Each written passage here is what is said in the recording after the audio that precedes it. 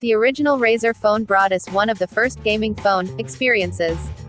It had the highest refresh rate of any smartphone display, crazy high-end specifications, and impressive dual-front stereo speakers. It also wasn't without its faults.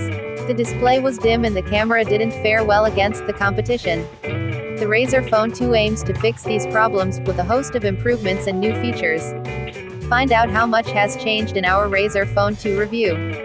Design. With the exception of the glass back, the Razer Phone 2's design hasn't changed much from the original Razer phone. The rest of the body is made from metal, just like last year's model, and it retains the familiar sharp, boxy, rectangular aesthetic. In a sea of smartphones with curvy lines, rounded corners, and thin designs, the Razer Phone 2 offers a stark contrast. The Razer Phone 2's approach in design is much more industrial, and it may not be to everyone's taste.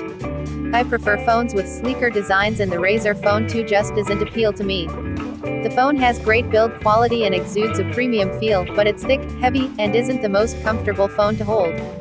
The switch to a glass back means the phone is now more prone to fingerprints, but this was done more for function than form. The glass back lets the Razer Phone 2 support wireless charging. Fingerprints and smudges are a small price to pay for charging the Razer Phone 2 wirelessly. This year, Razer also added IP67 dust and water resistance, which was notably missing last year.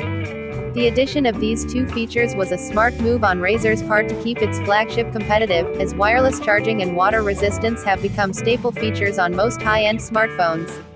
The other major change to the Razer Phone 2's design is Razer's three-headed snake logo on the rear panel now glows with RGB lighting.